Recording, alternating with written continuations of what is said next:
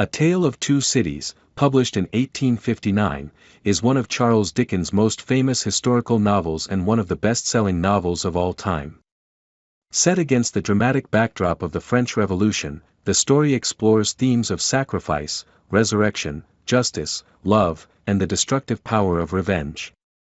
The two cities of the title are London and Paris, which Dickens contrasts throughout the novel to highlight social inequality, political oppression, and moral transformation. The novel famously opens with one of the most quoted lines in English literature: "It was the best of times, it was the worst of times." With this paradox, Dickens immediately establishes the novel's central tension, an era of hope and progress existing alongside cruelty, violence, and despair. The opening, a world of fear and injustice.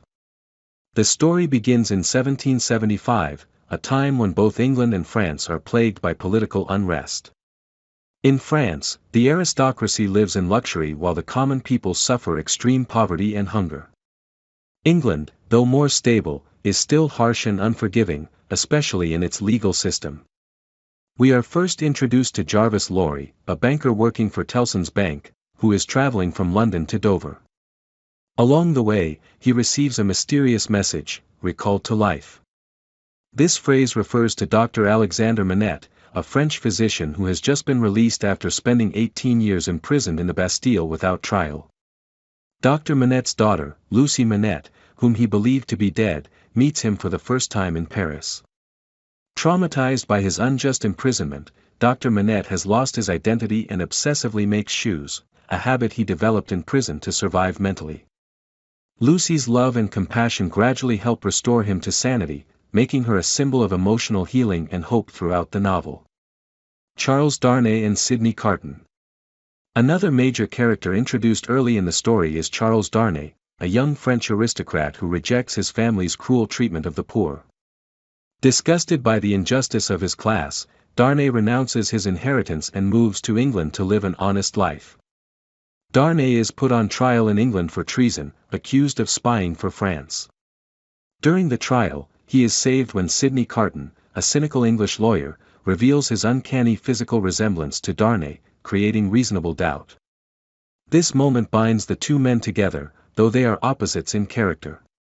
Sydney Carton is brilliant but deeply unhappy.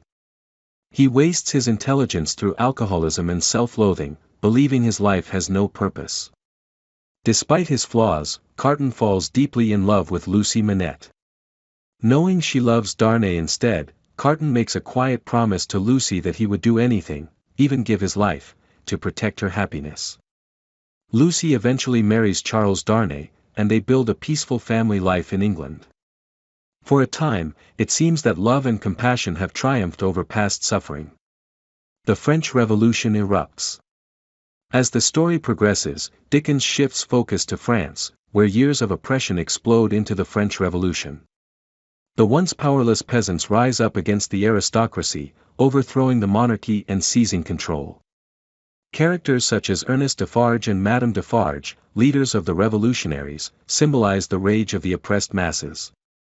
Madame Defarge, in particular, is one of Dickens' most chilling characters.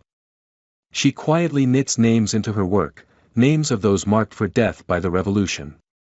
While the revolution begins as a fight for justice, it soon becomes consumed by vengeance and bloodlust. Dickens shows how revolution, when driven by hatred rather than morality, can become just as cruel as the tyranny it seeks to destroy. Darnay's arrest and imprisonment. Despite warnings, Charles Darnay returns to Paris to help a former servant who has been imprisoned. As soon as he arrives, Darnay is arrested as an emigrant aristocrat, now considered an enemy of the revolution. Dr. Manette initially uses his status as a former Bastille prisoner to protect Darnay, and for a brief moment, Darnay is released. However, Madame Defarge reveals a shocking secret: Dr. Manette himself unknowingly wrote a letter while in prison that condemns Darnay's entire family for their crimes against the poor. This letter seals Darnay's fate, and he is sentenced to death by guillotine. Sydney Carton's ultimate sacrifice.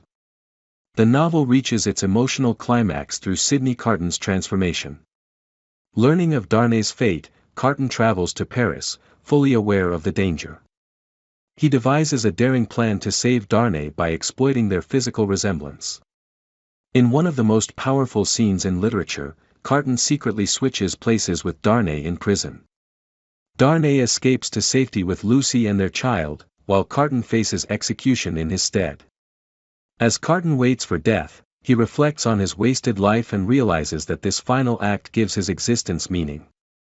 His last thoughts include the novel's famous closing line, "It is a far, far better thing that I do, than I have ever done, it is a far, far better rest that I go to than I have ever known." Themes and legacy. A Tale of Two Cities explores profound themes that remain relevant today.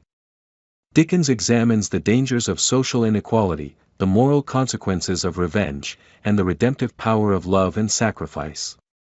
The novel argues that while injustice can justify rebellion, unchecked hatred leads only to more suffering. Sydney Carton's self-sacrifice represents the highest form of redemption, showing that even a broken life can achieve greatness through compassion and courage. Conclusion. Through unforgettable characters and a powerful historical setting, A Tale of Two Cities remains a timeless masterpiece. Dickens reminds us that history is shaped not only by revolutions and governments, but by individual choices between hatred and forgiveness, revenge and mercy, despair and hope.